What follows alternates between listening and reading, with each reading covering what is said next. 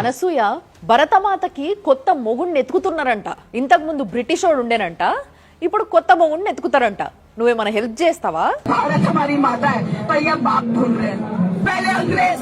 ఇన్నో కదా ఎస్ఎఫ్ఐ వాళ్ళు, నువ్వు ఏదైతే సపోర్ట్ చేస్తున్నావు కాక్రోచ్ పార్టీ, దాంట్లో ఫ్రంట్ లైన్ వారియర్స్ వీళ్ళు. ఇంకా ఏఐఎస్ఏ వాళ్ళు కూడా మొత్తం సేమ్ బ్యాచే. మనం పుట్టిన నేలని తల్లిగా భావించి భరతమాత అని పిలుచుకుంటాం. ఇది భారత సంస్కృతి. భరత మాత అయితే భరత పిత ఎవడు, అసలు భరతమాతకి మొగుడున్నాడా అని అడిగే చెత్త సంస్కృతి వాళ్ళది. ఇట్లాంటి మొగాలని సపోర్ట్ చేస్తావా నువ్వు? ఇద్దరు పిల్లల తల్లివి కదా నువ్వు, మరి నీకు భరతమాతను అవమానిస్తుంటే సమ్మగుందా? వాళ్ళని ఎందుకమ్మా వెనకేసుకొస్తున్నావు? మరి సోనం వాంగ్చు అక్కడ హంగర్ స్ట్రైక్ చేస్తున్నాడు, ఆ దీక్ష ఎందుకోసం చేస్తుండో అసలు మాట్లాడతలేదు, మిగతా అన్ని విషయాలు మాట్లాడుతున్నావు నువ్వు అని కొంతమంది పేడ్ బ్యాచ్ కమెంట్ల మీద కమెంట్లు పెడతా ఉన్నారు. సరే మాట్లాడుకుందాం, ఇంకెందుకు.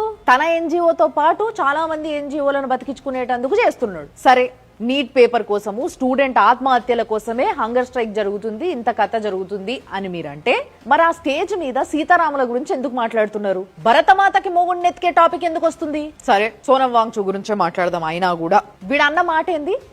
రాముడు సీతని మార్కెట్ లో అమ్మకానికి పెట్టిండంట. से राम निकले जो सीता को रावण से छुड़ा के लाए मगर घर नहीं ले गए, बड़ी बाजार में बिकने के लिए रख दिए. తన ఎన్జిఓ పేరు మీద కోట్లు కోట్లు సేవ చేస్తా అని తీసుకొని మింగి కూసున్నాడు. దానిపైన ఎఫ్ఐఆర్ కూడా అయింది కదా.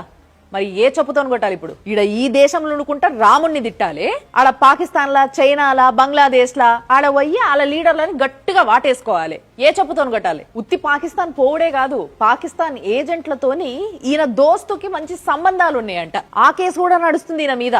మీదికెళ్ళి ఈయన పాకిస్తాన్ పోయి వచ్చిన తర్వాతనే పహల్గామ్ అటాక్ అయింది. ఇక దానికి ఈయనకి సంబంధం ఉందా లేదా అనేది ఇంకా తేలలేదు. గానీ సోనం ఎత్తుకపోయినరు. సోనం ఎత్తుకపోయినా కూడా సోనం బెడ్ను మాత్రం ఎత్తుకపోలేరు మీరు అని చెప్పేసి ఆ బెడ్ మీద ఇప్పుడు అభిజిత్ గడు కూర్చున్నాడు. వీడికేమో సమోసాలు కచోరీలు లేకపోతేనేమో పొద్దు గడవదు. దీక్ష మధ్యలో స్టార్ హోటల్ కి పోయి రిఫ్రెష్ అయి రావాలి. మరి ఇప్పుడు కుదురుతుందా? కేజ్రీవాల్ చెంపదెబ్బ తిన్నాడు, వీడు చెంపదెబ్బ తిన్నాడు. కేజ్రీవాల్ ఏడ్చిండు, వీడు ఏడ్చిండు. కేజ్రీవాల్ మీద ఇంకు పడ్డది, వీని మీద కూడా ఇంకు పడ్డది. అరే, ఆ స్క్రిప్ట్ రైటర్ నన్ను మార్చుకోండిరా అని కొంతమంది పోస్టులు పెడుతున్నారు. సోనం వాంగ్చు క్యాంపెయినింగ్ కోసం మరి ఒక్కొక్క కమెంట్ కి 5 రూపాయలు ఇస్తున్నారో 10 రూపాయలు ఇస్తున్నారో తెలియదు కానీ 90% ఫేక్ ఐడీలే 4 కమెంట్లు పెడతారు. మళ్ళీ మీకెళ్ళి చూడు, ఆ 90% లో కూడా మాక్సిమం 2 కమ్యూనిటీల నుంచే ఉన్నాయి ఆ కమెంట్స్ అన్ని కూడా. మరి వాళ్ళ ప్రార్థనా మందిరాలలో ఏమైనా చెప్పి పెట్టిస్తున్నారో తెలియదు.